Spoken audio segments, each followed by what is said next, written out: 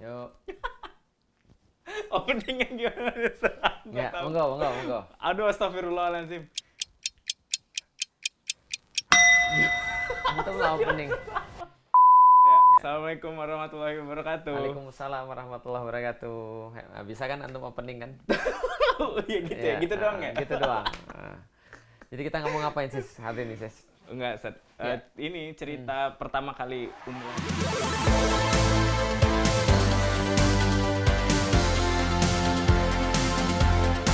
Ini adalah umroh pertama kali antum ya? Iya, Masya iya. Allah. Pertama kali. Setelah berapa umur antum? Hah? Umur antum berapa tahun? Eh, 35 ya? Bukan. Jadi gimana? Kalau dihitung pas umroh kemarin berarti 27. 27. Iya. 27. 27. Aku umroh pertama kali itu 2011. 2011. Berarti aku umurku sekitar 27 tahun. Oh, sama berarti. Sama berarti. Nah, berarti kesuksesan kita sama ya. Luar biasa ya. Tapi aku nggak radikal. Ya, alhamdulillah. Aku belum radikal waktu itu. Oh, iya. Mungkin anu radikal setelah nanti. Aku 2011 umroh, mendapatkan predikat radikal baru 2016. Berarti antum 5 tahun lagi lah dari sini. Jangan, Seth. Kalau doa secara spesifik, maksudnya kalau kepengen ada, Seth. Ya. Cuman doa langsung itu jujur agak takut. Maksudnya gimana ya? Mintanya tuh kayak nggak pantas gitu. Malu. Iya, malu gitu. Ya, Malu aku juga gitu. sama. Aku juga sama. Aku merasa malu banget sampai tahun 2009 ketika ada temanku pulang dari haji, terus dia bilang bahwa pas aku tawaf wada, aku lupa tentang seluruh aku lupa tentang seluruh doa-doa yang dititipin ke aku. Yang aku ingat cuma wajahmu aja. Waduh, aku bilang jangan-jangan lu dipanggil nih gitu kan ya. Daripada nanti dipanggil berpulang kepada Allah kan ya, mendingan dipanggil ke Baitullah. Ke Baitullah. Jadi sejak saat itu aku mulai berdoa.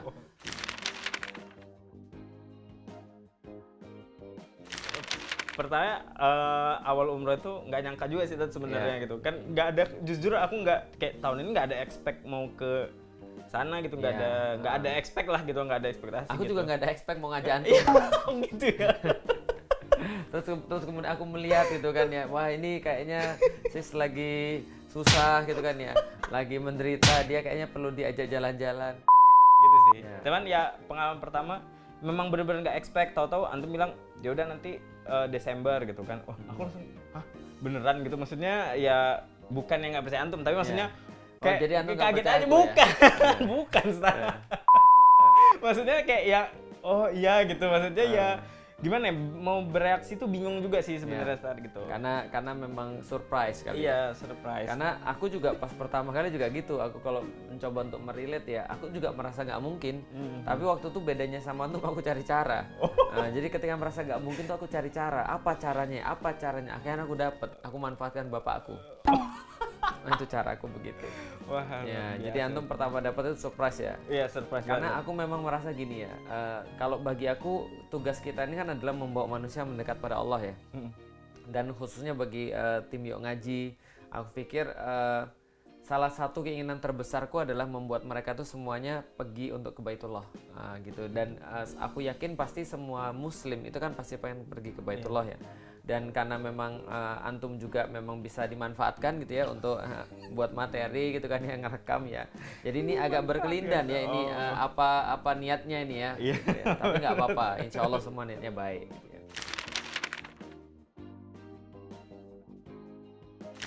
Persiapan yang aku lakuin kayaknya nggak ada. Ya memang antum nggak ada persiapan ya. Yang aku ingat ya, antum gimana, Seth? setiap orang yang pergi umroh itu pasti mereka tuh khawatir. Termasuk antum juga gitu sih. Banyak nanya, ini baju segini cukup nggak? Oh Gitu iya, kan ya. oh Ini- itu persiapan iya, ya. aku Iya. perlu ini nggak? Aku perlu. Iya. Padahal umroh tuh sebenarnya santai aja kan. Setelah antum umroh kan antum tahu ya Iya, bahwa benar. kita tuh nggak perlu banyak persiapan sebenarnya. Benar, ya. benar, Seth. Baju paling ya karena di situ kondisinya kering. Iya.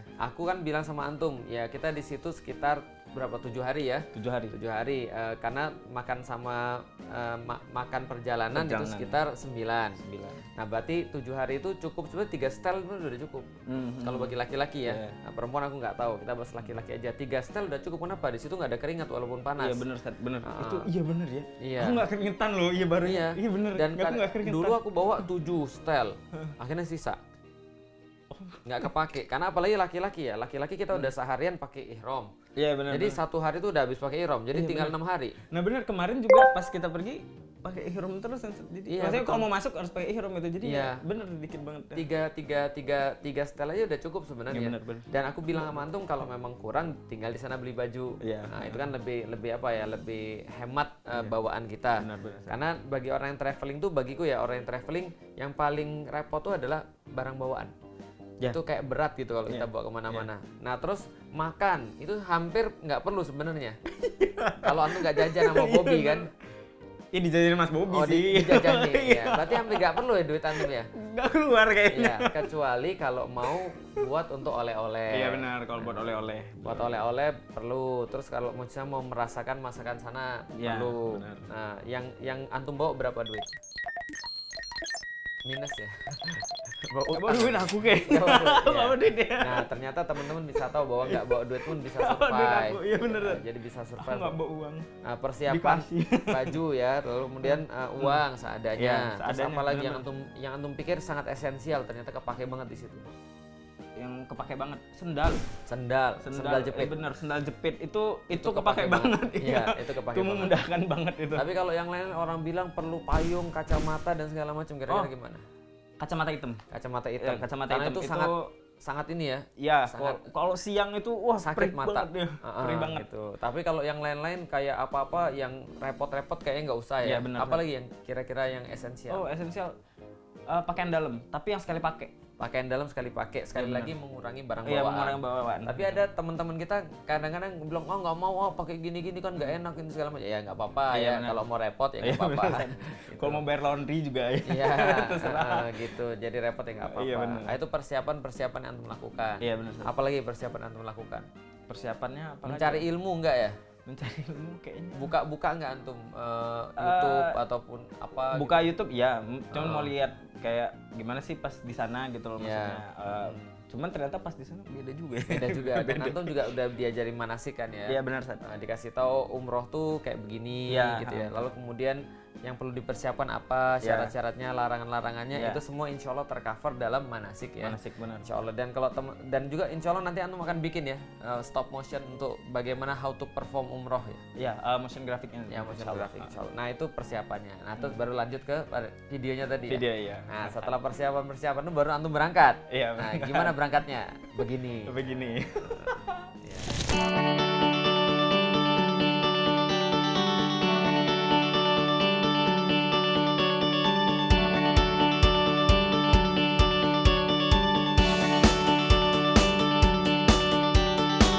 Iya, udah kayak orang Arab.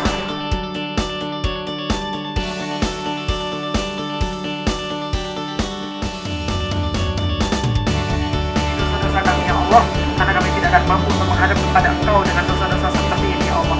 Ya Allah, bakar dosa-dosa kami sebagaimana Engkau janjikan di Mekah dan Madinah.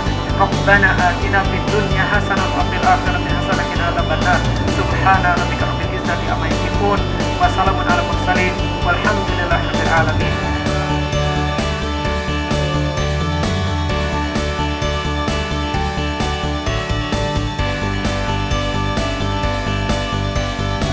Jadi nanti begitu sampai Jeddah kita langsung ke hotel, habis itu langsung menjalankan ibadah umroh. Ikutin terus ya perjalanan umroh bersama Trafri, bersama Ustaz Show juga.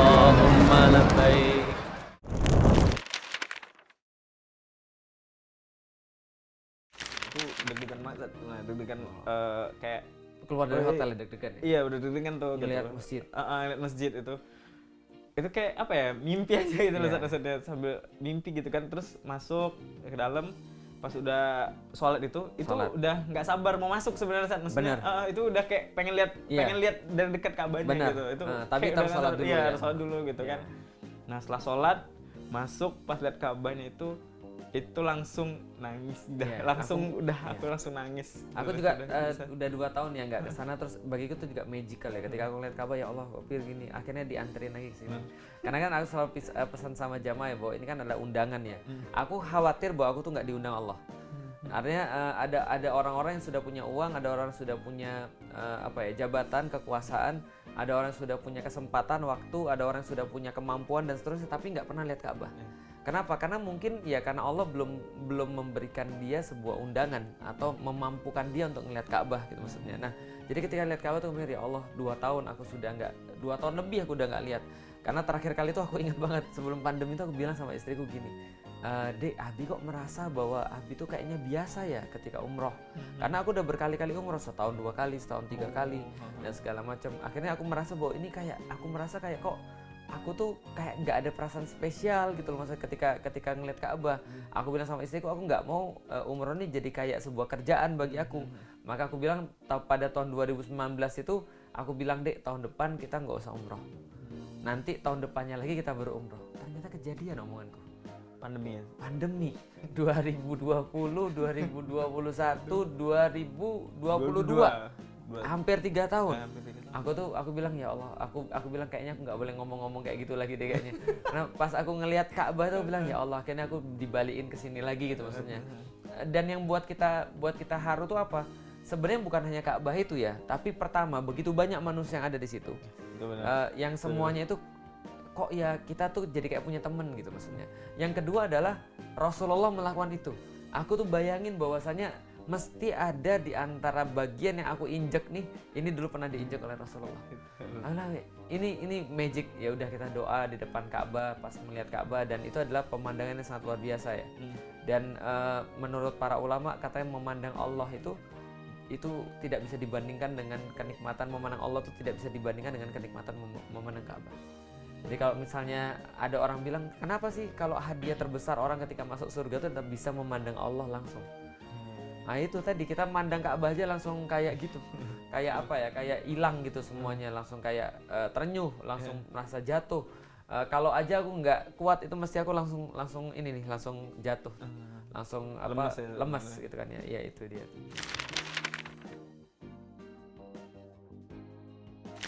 Jadi setelah kita melakukan sa'i, akhirnya dengan penuh perjuangan ya, alhamdulillah ya. Dengan penuh perjuangan, dengan sa'i itu kan nanti perjuangan ya. Iya. Oh, artinya perjuangan. Sa'i artinya usaha. Oh. Iya, jadi sa'i itu artinya usaha keras. Bersa'i artinya berusaha keras atau berjuang. Itu sa'i. Jadi itu kayak memperingati perjuangannya Bunda Hajar. Nah, ketika mencari air untuk Nabi Ismail, makanya kan beliau berkeliling Safa Marwah 7 kali. Karena beliau mau naik ke bukit, ketika lihat naik bukit, wah ini ada satu bukit lagi, jangan-jangan di sana aku bisa dapat sumber air. Pengorbanan ibu untuk anaknya kan nggak tanggung-tanggung ya, dan totally gitu maksudnya. Dan ketika dia bolak-balik 7 kali itu, ketika nggak dapat, ternyata airnya malah dapatnya di kakinya Nabi Ismail. Makanya itu mengajarkan pada kita dalam bersa'i atau dalam berusaha itu kita harus serius dalam usaha sesuai dengan logika kita. Jadi logika itu harus serius, jangan bilang yang penting. Jadi jangan sampai gini. Nah, Bunda Hajar bilang, gak apa-apa lah, Allah pasti nolongin kita kok. Ini sudah Allah tuh udah tetapkan kita di sini. Udah nggak apa-apa, nangis aja. Nanti pasti akan datang pertolongan Allah. Enggak. Tapi logikanya manusia apa? Nyari air dari tempat yang lebih tinggi. Dia bolak-balik lihat situ, lihat lagi. Oh, apakah cukup sekali? Enggak. Bolak-balik karena siapa tahu ada yang saya tinggalin tadi. Kayak kita pas nyari barang lah. Sini nggak ada, sini nggak ada. Balik lagi ke tempat awal. Jangan-jangan saya nggak lihat.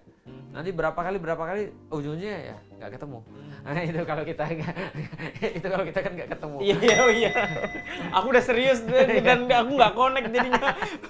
Pasti nggak ketemu. Nah, jadi kalau Bunda Hajar 7 kali bolak-balik, akhirnya ketemu. Ketemunya di mana? Di kaki Nabi Ismail.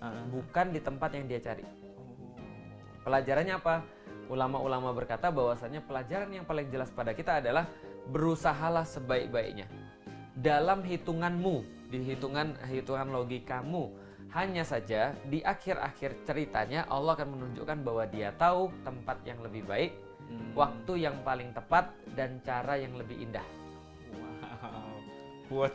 Iya, itu dia carinya di situ, tapi dapatnya di sini karena Allah tahu ini tempat yang lebih baik.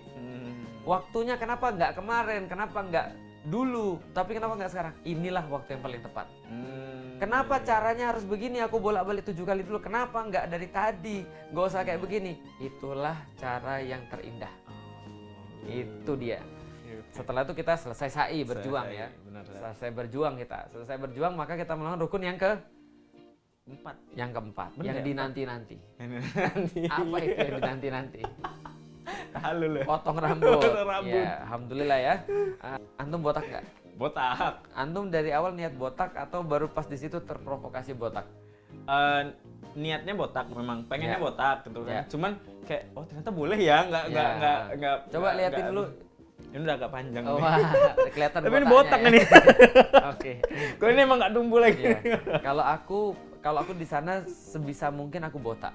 Karena Rasul mendoakan 3 kali pada yang botak. Nah, itu yang meyakinkan aku banget. Iya. Jadi awalnya pengen botak. Iya. Pas sampai sana, Oh, boleh ya? Oh, boleh ya, nggak potong gitu. Iya. Maksudnya nggak botak. Nah, terus Mas Bobby bilang yang hadis yang Iya. sebut tadi, Iya, Rasul 3 mendoakan kali. 3 kali Iya. untuk orang yang botak. Rasul bilang, wah mumpung di sini lah, udah Iya, gitu, langsung betul. aja gitu. Betul, artinya tapi ada juga orang yang botak biar dikirain baru pulang umroh. Bisa gitu ya? Gak, itu guyonan aja. Berarti kita botaknya karena hadis ya, bukan karena apa ya kayak yang lain lah kayak tadi ya. Jadi itu. Nah, selesai jam berapa kita waktu itu? Kayaknya jam 2 kayaknya. Jam 2 setengah 3 selesai. Iya. Padahal jam 4 azan. Iya, benar. Itulah dia. Pas aku pulang itu aku nggak bisa tidur. Tidur. Kenapa nggak bisa tidur? Karena bentar lagi azan. Karena aku tahu kalau aku tidur mesti bablas. Iya, 12. Nah, maka aku cuma tidur tapi di meja. Di meja? Di meja supaya aku cepet bangun. Oh. Jadi aku hidupin alarm, terus setelah bangun pas aku bangunin, wah istriku tepar. Tapi kalau istriku udah tepar gitu berarti dia benar-benar capek. Dia kan sebenarnya kan orangnya lebih kuat daripada aku ya. Iya. Tapi begitu dia tepar berarti dia benar-benar capek. Ya udah aku bilang karena kamu perempuan juga ya udahlah nggak apa-apa kamu di sini aja. Karena kalau kamu paksain aku harus ngurus dia berhari-hari ke depan. Kalau dia sakit gitu kan ya. Jadi waktu itu kita subuh. Habis sholat subuh karena kita adalah seorang travel yang baik, kita memberikan waktu istirahat. Oh. Nah, jadi hari kedua tuh doing nothing. Ya, terserah mau ngapain. Nah, doing nothing di sana itu berarti sholat 5 waktu di masjid. Iya benar. Kita bisa sholat di sini loh. Iya, juga. Ini sudah ada softnya. Harusnya sesuai Kalau sama- Jumatan bro, Yuk. rame di belakang.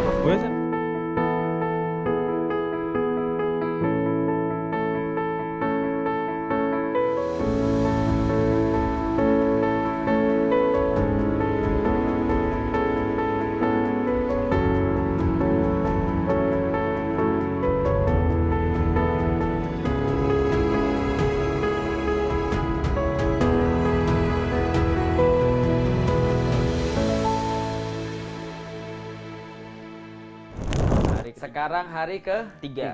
Hari ketiga ngapain aja kita sih? Kita ziarah kota Mekah. Ziarah kota Mekah. Yes. Bagian mana aja yang menurut antum atau apa yang menurut antum paling antum memorable di kota Mekah? Memorable di kota Mekah. Selain Ka'bah tentunya ya. Wah, selain Ka'bah apa ya? Memorable. Sebenarnya ada tempat sih pengen Iya. itu. Bin Daud ya. Bukan, Ustaz. Itu loh apa mungkin mainstream ini Jabal Nur. Jabal Nur. Jabal Nur. Tempat Nabi menerima wahyu. Iya benar, Ya. Ustaz. Nah, yaitu Gua Hiro ya. Gua Hiro. Ya, Hiro. Nah, itu maksudnya apa? Kalau kemarin kita nggak sampai tuh di Ya. bawah doang tuh. Nah, itu aku sebenarnya penasaran sih walaupun kayaknya tinggi juga ya gitu Iya, maksudnya. aku pernah naik ketika tahun 2019. Oh iya, Sat. Sorry bukan 2019, ketika aku berumur 29 tahun. Wah. Berarti 10 tahun lalu. 2015. Ya, Aduh.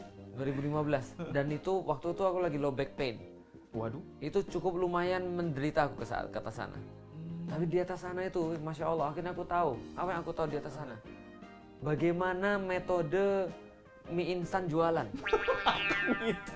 Iya, dia jualan di sana, coba bayangin. Dan yang aku mikir tuh gini, ketika aku sampai sana, apa yang aku pikir? Bayangin, Nabi ketika waktu itu berumur 40 tahun ketika mendapatkan wahyu. Berarti Khadijah waktu itu umurnya 55 tahun. Seorang perempuan 55 tahun setiap waktu berkala nganterin makanan pada Rasulullah. Wah, naik turun Jabal Nur. Yang antum belum pernah kan? Iya, nah itu yang antum nyesel ya? Iya, maksudnya gini, Jabal Nur kan kemarin kita nggak sampai tuh, nggak bisa, cuman dikit, cuman ujungnya aja tuh kelihatan gitu kan. Maksudnya, ya bukan maksudnya pengen naik tuh maksudnya tuh pengen tahu aja gitu. Rasul tuh ngeliatnya dulu kayak gimana gitu, maksudnya kayak gimana sih yang dirasain pas naik kayak gitu. Tapi antum tidak naik kan? Tidak naik. Karena antum makan malamnya. Makan malam? Makan antum malamnya kan sama Bobby. Kan memang tidak ada rencana naik, kita memang rencananya makan. Iya.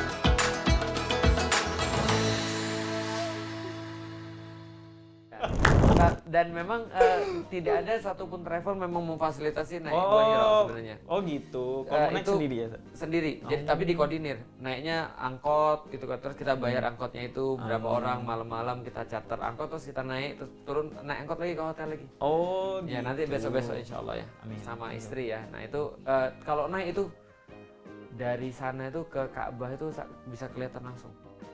Dan langit itu kayak deket. Nah itu yang pengen Ustaz, maksudnya Masuknya itu kalau orang claustrophobic itu bisa pingsan di tempat. Emang sempit? Jadi ada gua itu tembus keluar. Gimana sih?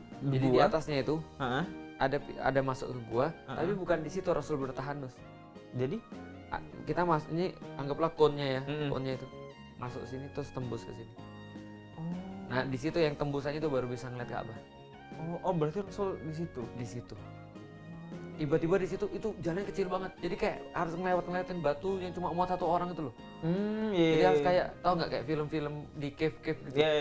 Nah yang pernah aku kan di situ pas lihat itu, aku kan lumayan kan ngeliat orang kan, waduh ada orang lagi di depan nih kan, gimana nih kan ya, gimana ceritanya nih kan ya. Terus aku di situ ada satu ruangan agak kecil gitu, yang cukup untuk dua. Nah di situ orang transit kan, jadi kalau ada orang masuk di sini nunggu dulu, ada yang mau keluar nunggu dulu sini. Pas aku, ada orang, kaget aku. Ada orang lagi tidur di situ kan. Ya nggak gitu juga caranya meniru Nabi gitu kan ya. Kamu tuh nyusahin orang. Dia tidur kayak di tempat yang ada cekungan itu loh. Kaget aku, ya Allah. Nanti kalau antum kesana ya siapa tahu ada orang juga di situ. Ngasih tahu aja gitu. Ternyata antum yang tidur. Iya. Harus di situ. Nah, ketika aku sampai di tempat yang ada Ka'bahnya di situ, kan di situ ya Rasulullah didatengin sama malaikat Jibril ya. Oh berarti bukan di puncaknya ya, Ustaz? Bukan. Ya di situ. Nah, itu langit dekat sekali. Aku bayangin nih, gimana ketika Rasul melihat Jibril dan Rasul katakan bahwa Jibril itu punya 600 sayap dan satu sayapnya aja memenuhi langit dari timur sampai barat. Aku bilang ya ini something sih, aku bilang ya pantas aja Rasul di situ kemudian badannya bergetar, berkeringat, khawatir dan seterusnya. Karena ya beliau lihat sesuatu yang nggak pernah dilihat oleh orang lain gitu maksudnya. Nah, jadi dan mendapatkan wahyu di situ ya. Itu Jabal Nur gitu kan ya. Tapi akhirnya setelah antum melihat Jabal Nur, akhirnya antum berkesempatan naik juga ya, tapi bukan di Jabal Nur. Bukan. Di Jabal Rahmah.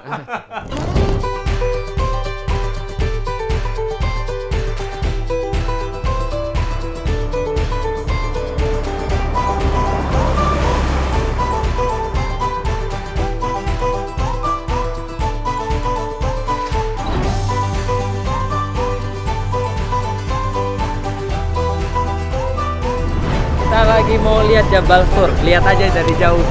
Wow, sangat romantis.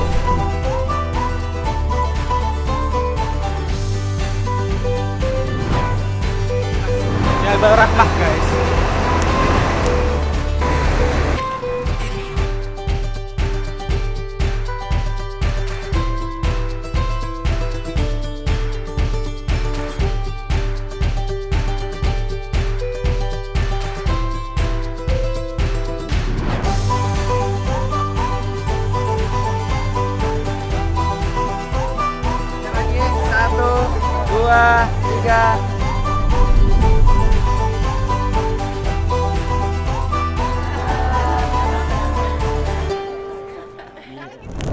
informasi Jabal Rahmah teman-teman sekalian adalah satu tempat di daerah namanya daerah Arafah. Nah, jadi kalau seluruh jamaah haji itu mesti ke Arafah untuk melakukan bagian daripada hajinya itu ya, yaitu adalah dari matahari naik sampai tergelincir. Dari pagi sampai matahari tergelincir gitu kan ya. Nah, itu harus ada di Arafah untuk sebagai hajinya menjadi sah gitu ya. Nah, salah satu bagian daripada Arafah namanya Jabal Rahmah yang diyakini sebagai tempat ketemunya Adam dan Hawa katanya. Nah, makanya di atas itu ada satu pilar. Nah, orang Indonesia punya mitos. Ini loh orang Indonesia nih ya. Atau orang-orang yang lain lah, bukan orang Indonesia ya, yang percaya mitos bahwa kalau ada Felix love Ummu Alila gitu, itu bisa forever gitu, terus love gitu kan, dikurung. Nah, aku kira untuk kesana mau tulis-tulis gitu. Enggak. Terpaksa sih. Aku bingung juga, antum kan orangnya kan males ya. Kenapa antum naik? Aku aja nggak naik, kan itu panas banget tau nggak? Ada jamaah kita tuh ya baru keluar dari bis, lalu udah beberapa langkah, Ustadz saya izin balik lagi ke bis ya, monggol. Aku tuh gak mau balik lagi ke bis, cuman aku kan adalah yang mandu mereka, kan gitu. Ya gimana? Kenapa antum bisa naik? Karena ada jemaah juga yang ngajak. Mas Fajri. Mas Fajri, Anda bertanggung jawab loh Anda. Gak apa-apa Mas, santai aja. Iya. Ulangi lagi Mas ya. Ya jadi waktu itu kembaran antum ya Mas Fajri ya. Soulmate ya. Ya jadi kan nyampe ya biasa kan ibu-ibu foto-foto apa segala macam. Ya udah aku pengen cari-cari gambar aja di situ. Lihat, wah kalau naik capek nih. Nah, itu doa itu. Itu doa itu. Itu doa itu. Langsung diuji Allah kan antum. Wah capek nih. Udahlah. Terus Mas Fajri udah bilang, dia izin dulu ke Mas Bobby. Iya. Boleh naik nggak Mas Bob gitu kan? Iya. Boleh, tapi jam segini udah nyampe ya. Nanti kita cuma nunggunya udah di bis gitu kan. Betul. Iya, terus kan Mas Fajri nggak mau sendiri. Terus dia ngajak aku, dia narik aku. Aku udah sengaja ngindar nih, biar nggak naik. Aku cari gambar. Terus siapa yang bilang udah pergi sama siapa itu aku nggak tahu gitu ya. Aku yang bilang kayaknya.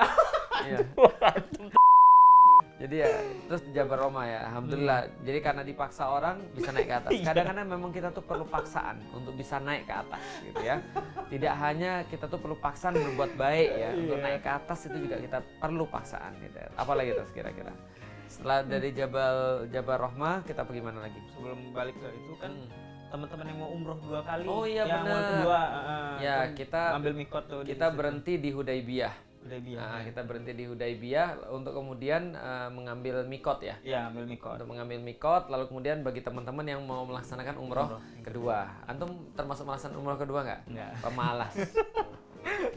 Sama. Iya.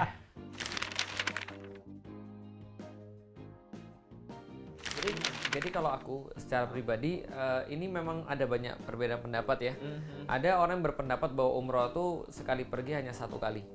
Nah maka aku termasuk ngambil pendapat yang itu. Bahwasanya ya udah bukan hanya 1 kali, nggak boleh yang lain. Ya udah utamanya 1 kali. Jadi kalau misalnya kita sudah pergi ke sana, kita umroh sampai kita pulang itu sudah 1 kali saja. Tapi tentunya ada orang-orang yang punya keperluan yang lain, seperti membadalkan umroh saudaranya. Atau misalnya bapaknya niat untuk umroh dan sebelum selesai niat umroh itu ditunaikan lantas meninggal, maka boleh saja dia membadalkan ayahnya untuk umroh. Atau dia mau umroh untuk dirinya sendiri juga boleh. Oh boleh. Boleh. Jadi sebenarnya nggak ada masalah di situ karena umroh itu kan adalah ibadah yang ya gampangnya gini, kalau antum tinggalnya di Jeddah, antum pergi ke Mekah umroh, balik lagi ke Jeddah, besoknya lagi antum pergi Mekah lagi umroh lagi, ya itu nggak ada masalah. Jadi umroh itu ya nggak ada batasan sebenarnya. Mau berapa kali pun boleh kalau kuat ya. Nah itu dan umroh yang kedua nih agak spesial karena dilaksanakan siang hari. Nah itu dan kalau aku secara pribadi aku berusaha, karena aku sudah beberapa kali ke Mekah dan Madinah, aku berusaha untuk menjaga kondisi kesehatan. Dan itu selalu aku pesan kepada seluruh jamaah, jangan dipaksakan ibadahnya. Karena kalau seandainya mereka memaksakan ibadah, seringkali mereka lupa istirahat. Dan kadang-kadang karena sudah sampai di sana kita nggak tahu batasan tubuh kita tuh kayak apa. Di-push terus nggak apa-apa, masih sehat, push nggak apa-apa, tapi tiba-tiba tepar. Nah tapi ya nggak apa-apa sih, itulah enaknya umroh diawalkan. Karena kalau sudah umroh diawalkan ya niat kita datang ke sana memang cuma umroh, lalu kemudian diawalkan sudah selesai umroh ya udahlah, kalau paling sakit pun kita tinggal istirahat di hotel ya. Dan yang menarik itu aku lupa cerita kemarin. Nah inilah namanya ujian niat. niat kita tuh kan umroh ya. Tapi ingat nggak antum, ada jamaah yang aku udah pastikan gimana teman-teman sekalian semuanya sehat-sehat. Yang perempuan-perempuan nggak ada yang dapat haid, alhamdulillah Ustadz nggak ada. Sampai pas turun pesawat, alhamdulillah kita semua bisa umroh.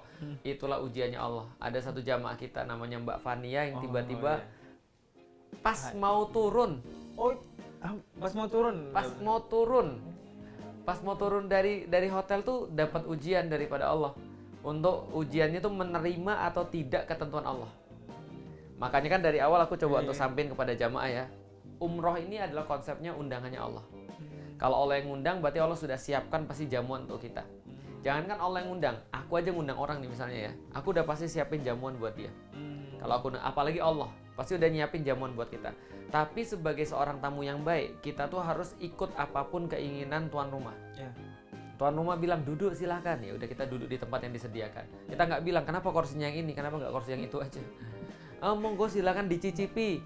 Kok cuma gini sih? Nggak gitu. Nah jadi apapun ketentuan-ketentuan Allah ya kita terima. Makanya Umar bin Khattab itu pernah menyampaikan kepada kita bahwa kapan aku tahu Allah itu ridho kepada aku kalau aku ridho dengan ketentuan Allah.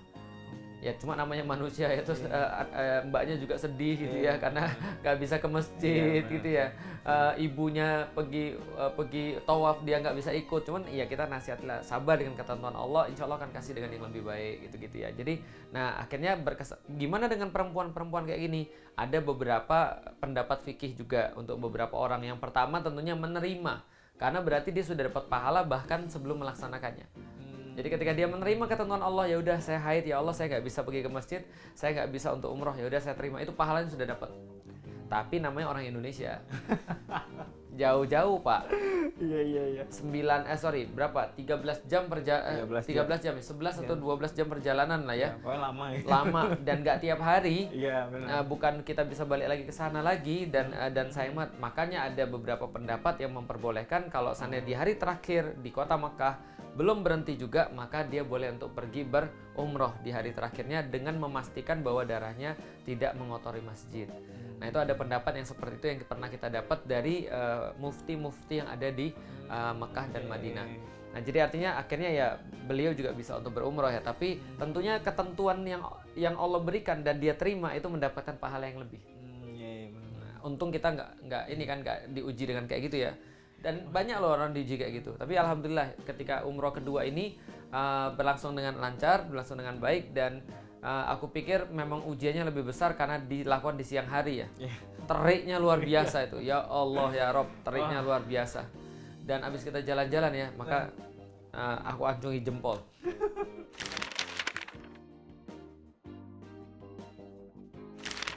Kita melakukan tawaf untuk yang terakhir di kesempatan itu ya. Benar. Ada beberapa bilang tawaf wada. Cuman kalau aku berpikir bahwa kalau tawaf wada itu kan istilah untuk haji ya. Kalau aku lebih menyukai kayak tawaf kayak tawaf sebelum pergi ke Madinah.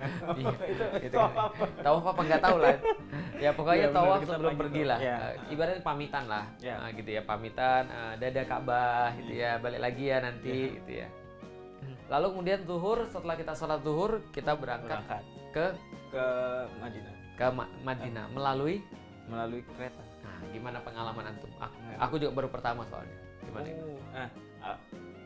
Pengalaman pertama ya tadi. Ya. Itu aku karena nggak pernah naik bis sebelumnya kan, biasanya kan pada naik bis. Pada cerita, wah kalau dulu naik bis lebih susah gitu. 6 jam. Ya 6 jam yang dilihat padang pasir. Iya, apalagi kalau antum dari Madinah dulu terus baru ke Mekah. Oh iya benar. Orang biasa dari Madinah dulu. Antum bisa bayangin pakai kain ihram 6 jam. Ke rest area, pipis, sholat, and everything else. Menyelamatkan dunia. Wah, alhamdulillah berarti. Tapi istriku bilang apa? Istriku memang agak jahat sih, istriku. Dia bilang gini, enak ya Bia, Abi nggak usah ngisi 6 jam di bis gitu kan ya. Kacau gitu dia. Ya? Wah, itu biasanya ngisi 6 jam Ya gitu. paling nggak ngisi juga Oh, sih. ngisi. Aku ngisi paling cuma ya 1,5 jam, setelah itu kita tidur. Oh, Nah setelah iya, itu iya. kita tidur, kita bangun lagi cerita jokes. Enggak. Oh. Kan kita lagi dalam keadaan ihram ya. Iya, benar. Nggak nyampe. Bahaya ini. Iya bahaya. Jadi istriku bilang tuh yang paling utama yang dia liatin tuh nggak nyampe gitu tuh, kayak nggak nyampe. Iya. Berangkat zuhur sampai sana udah maghrib, atau sampai sana jam 8 kira-kira gitu. Jadi 6 atau 8 jam biasanya. Waduh. Nah, gimana kalau naik kereta? Wah, naik kereta itu Mewah nggak? Mewah. Mewah.